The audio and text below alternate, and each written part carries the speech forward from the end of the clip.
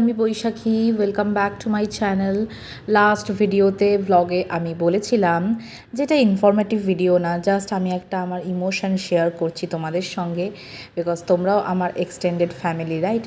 যে ছাদ বাগানের ছোট্ট একটা টমেটো গাছে 6-7টা টমেটো হয়েছে, ওটার থেকে 5টা মতো পেরেছি। লাল টমেটোগুলো দেখছো এরকম দেখতে।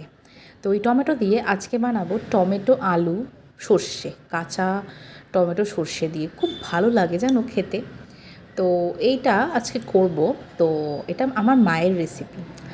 যাই হোক, আলু কেটে নিচ্ছি টমেটোর মতো লম্বা লম্বা করে, আর হচ্ছে গিয়ে টমেটোগুলো লম্বা লম্বা করে কেটে নেব। লাগবে কাঁচা টমেটো, আর লাগবে সর্ষে, পারলে যদি পোস্ত থাকে পোস্তও দিতে পারো। এই যে সর্ষে পোস্ত আমি ভিজিয়ে রেখেছিলাম। আমি জানি না কালো সর্ষে দিয়েছি বলে এরকম হয়েছে কি না।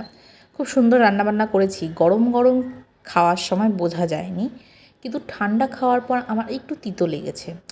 তোমরা না হলুদ সর্ষে ইউজ করতে পারো। তো দেবো কালো জিরা ফোড়ন, তারপর টমেটো আলুটাকে এই তেলের মধ্যে ভাজবো। তারপরে সমস্ত মশলা, নুন হলুদ আর বাকি যত আছে জিরা গুঁড়ো ধনে গুঁড়ো সব মশলা দিয়ে একটু ঢেকে রাখবো।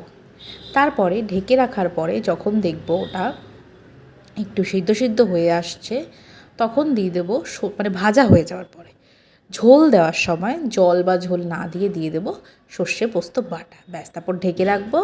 তারপরে হয়ে যাবে সিদ্ধ, সিদ্ধ হওয়ার পর হয়ে যাবে আমার কাঁচা টমেটো সর্ষে রেডি।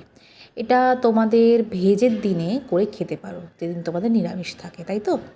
এটা গরম গরম ভাতে ব্যাপক লাগে খেতে, টমেটো সর্ষে। আর সঙ্গে করে নিয়েছিলাম বেগুনি। Thank you, thanks for watching, please subscribe.